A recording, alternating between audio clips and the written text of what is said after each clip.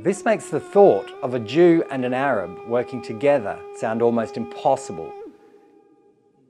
Yet, it was in this fraught social context that Ma'as Anon, a Jewish man, came knocking on the door of the Azars, a Palestinian Arab family, proposing an audacious plan to convert their derelict family home into a guest house. We join them now to hear the story firsthand. Good morning, everyone. It's great to see all of you in such a big tour that will start today. And when I was 22, like many young Israelis, I went backpacking with my wife. We traveled for almost a year. Came back to Israel, it was 1999. But in 2004, we started planning our family, and we said if we want to go travel again now, probably we would never do it. So we both quit our jobs. But we said before going to faraway places, let's explore our country.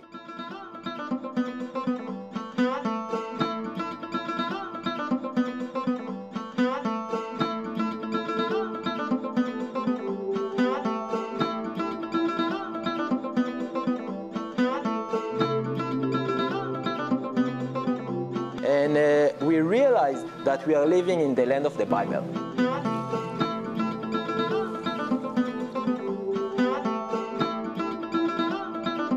And you walk through many sites where great people throughout history visited. If it's the Israeli kings, the Israeli prophet, Muhammad, the prophet, of course, Jesus that we mentioned, but also the Crusaders and Richard the Braveheart. Napoleon Bonaparte was here, and Alexander the Great, of course, and you go through those sites and those stories living inside of you. And you say, how come there are almost no tourists here? How come there are no hikers? And then we realized there is no information whatsoever in English about hiking in Israel, so we wrote a blog.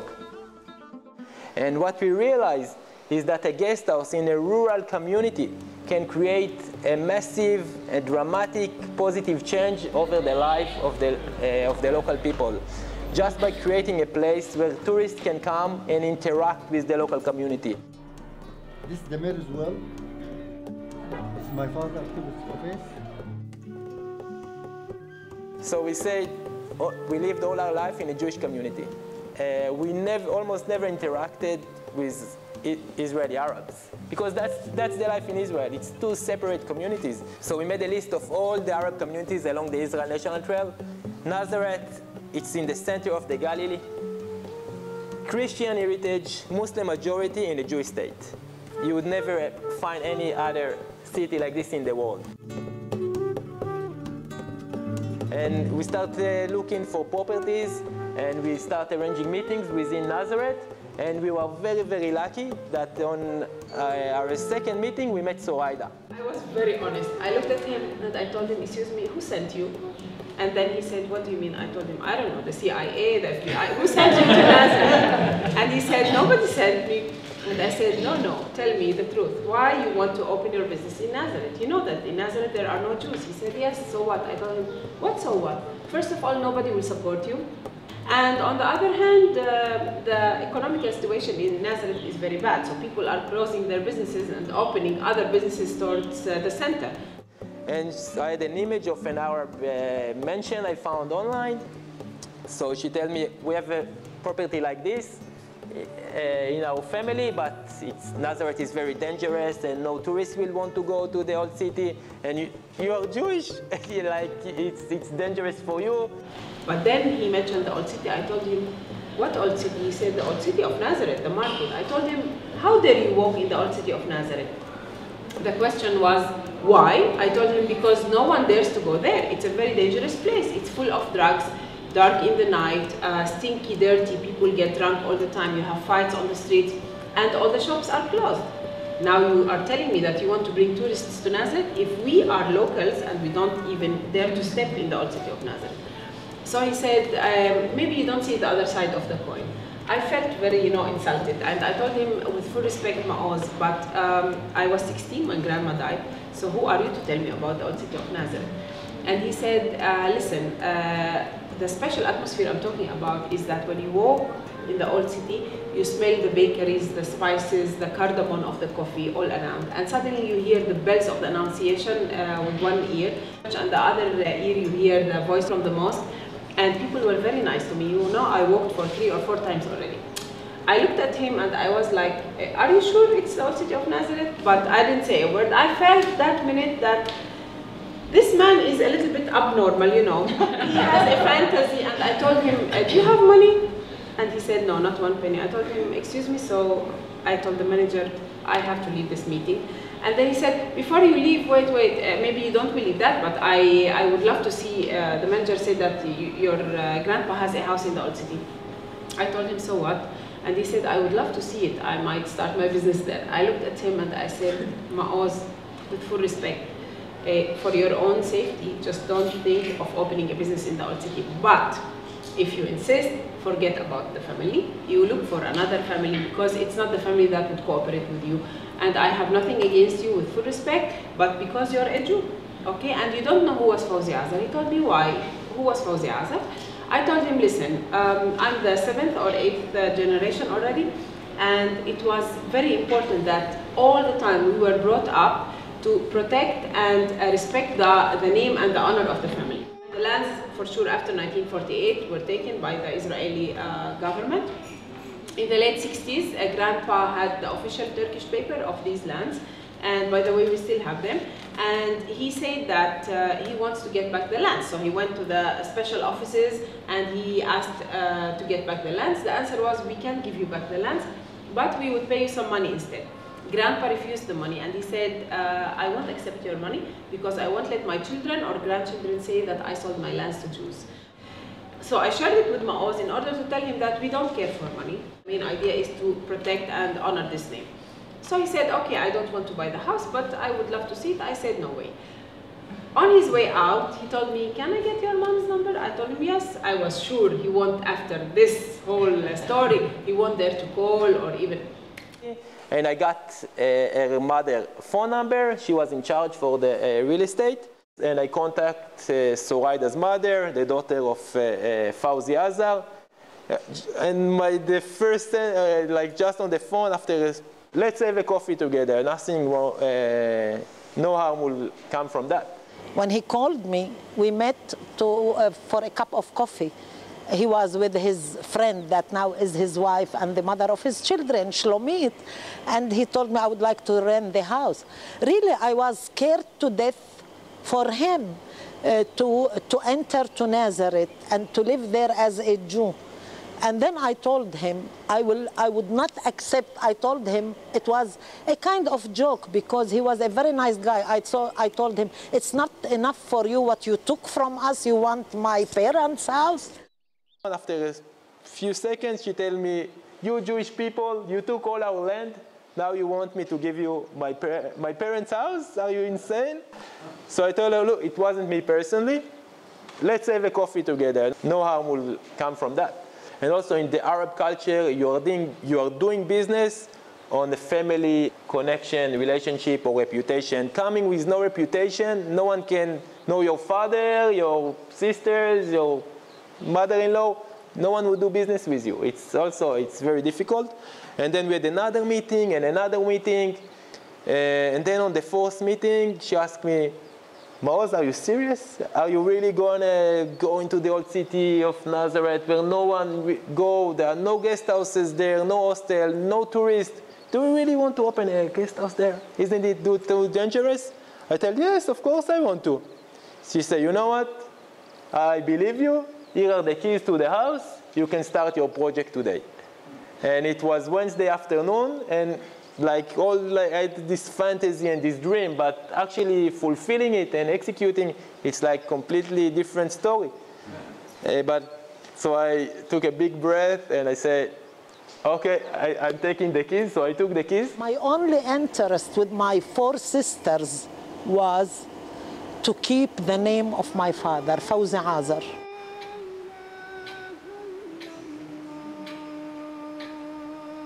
On a cold winter night at 1980, Mr. Azar is putting more fuel into the gas stove, and the carpet nearby catching the fire. And Mr. Azar is trying with all his, all he can do to turn the fire off. He's succeeding in doing it and saving not just the house, but his entire heritage and family tradition, but he's being severely burned in the fire. Father died because of this house, because of the fire in a very cold evening that left our hearts very cold. The house is also got some really bad memories for the family. And after Mr. Azar's wife dying in 1999, the daughters deciding that they don't want to use the house anymore. They put metal doors, metal windows, and they shut down the family property, what they call the family house. Yeah, he protected with his body this house from fire, and that's why we are still sitting under the same ceilings and house. Now, for him, this house was very precious. First of all, it might be that because he was also the last male, the last man of the Azar family. The very special important thing in this house, if you noticed already, it's the three original painted ceilings. If you look at the ceiling, you can see that we have two angels here on both sides. This is another symbol that says that the family was Christian, because in the rich Muslim families, in the Islam, it's very similar to the Jewish religion, it's forbidden to draw figures on the walls.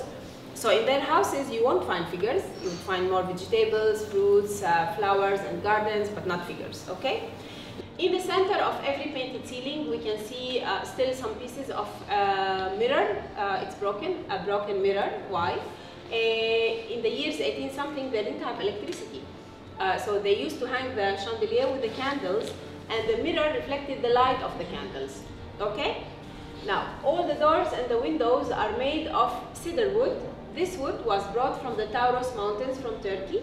Coming down from Soraida office, I was able to find this courtyard, and again, I walk in and it was smelly and it was really not looking good, but I could climb the stairs, and through the window I could look inside and see the ceiling and all the dust and trash on the floor, but I say, wow, like this can be a unique guest house. Maoz, he's a real gentleman, that all what I asked him, what we agreed to do, almost he did. Not everything, but it's okay.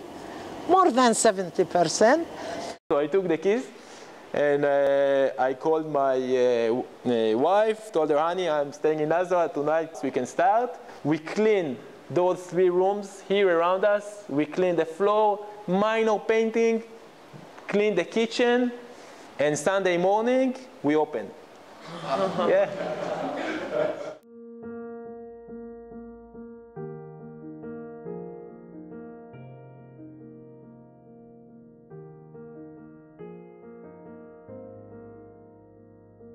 In 2006, before Christmas, I get a call from Maoz if we can meet for coffee. I invite him to our house and we sit together, and my husband, and he starts telling me that, you know, because of you I found this house, because of you I met your mom. And I was like, you know, I'm stupid to give you the right number, I should have given you a wrong number. And he said, I know, I understand your attitude, but listen, I came to tell you that many people, more and more people are coming. I couldn't believe that I will survive this whole year and above a year already.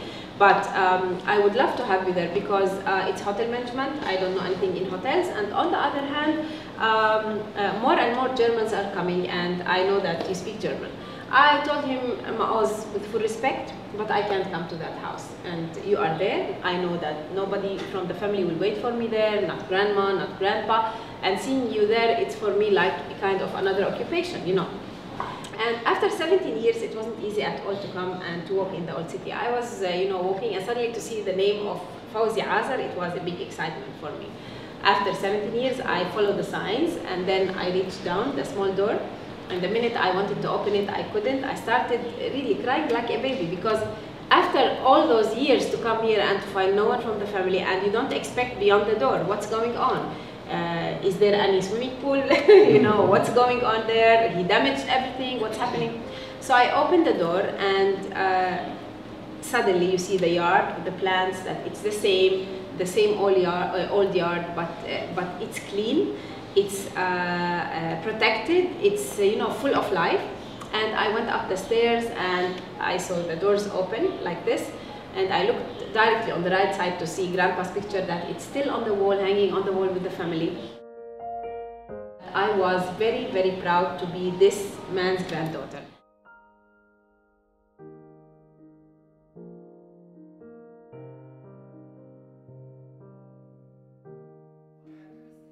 Nowadays, 10 years on, the business is thriving, having won numerous awards and accolades. But perhaps the most special part of this story is the 7 other Arab families in Nazareth that the Fauzi Azar team have helped to open similar guest houses and inns. And the 30 restaurants in the Old Town, which are immensely successful as a result.